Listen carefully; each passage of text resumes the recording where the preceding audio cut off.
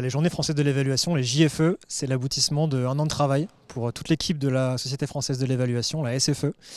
C'est 16 personnes du conseil d'administration qui sont mobilisées pendant plusieurs mois. Beaucoup de travail, beaucoup d'énergie, beaucoup de passion aussi pour créer cet événement qui rassemble 450 personnes aujourd'hui. Des chercheurs, des consultants, des collectivités locales, des institutions nationales, beaucoup d'étudiants. On a la chance d'avoir 45 étudiants qui sont là aujourd'hui, issus de 4 formations différentes. On a les acteurs essentiels du territoire qui sont là, les pouvoirs publics, la région Bretagne, les Rennes Métropole. Et puis derrière ça, il y a aussi une dizaine de partenaires qui soutiennent l'événement, parce qu'ils y croient, parce que l'évaluation, c'est un sujet qui est important pour eux, pour elles et eux. C'est un sujet qui est devenu nécessaire aujourd'hui, qu'on ne peut plus ne pas aborder, parce que c'est questionner finalement le sens de l'action, l'impact de nos actions. Et dans un contexte où les financements publics se raréfient, où il y a une crise de la démocratie qui s'accentue, évaluer, c'est tout simplement redonner un petit peu de sens, d'objectivité à ce qu'on fait. Et c'est aussi rendre compte de l'usage de l'argent public. Les partenaires historiques de la SFE qui financent les Journées françaises de l'évaluation, notamment la Cour des comptes, notamment l'ANCT. Il y a également des nouveaux partenaires qui soutiennent la SFE, et notamment les JFE et leur tenue aujourd'hui. L'AFD, l'Agence française de développement, l'OFB, l'Office français de la biodiversité, l'ADEME.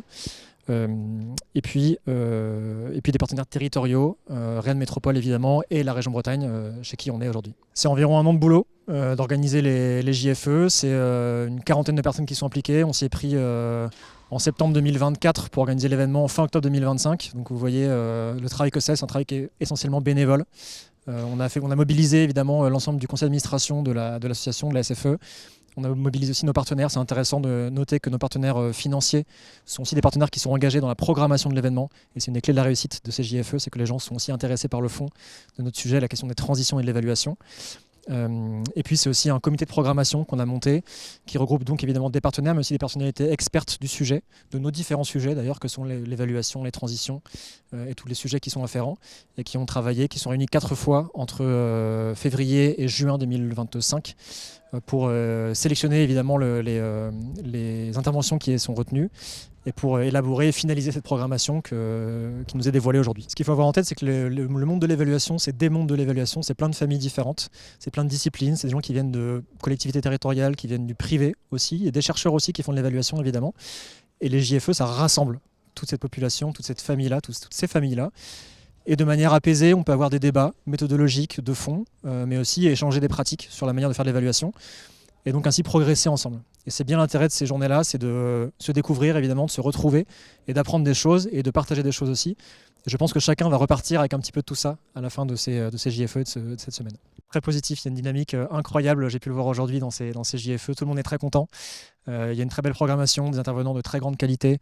Et il faut avoir en tête que les JFE, c'est aussi une participation très forte, c'est un événement collaboratif, dans la mesure où il y a quasiment la moitié des personnes qui sont présentes aujourd'hui ici, des 450 personnes, qui contribuent, qui interviennent dans des symposiums, des ateliers, dans des interventions.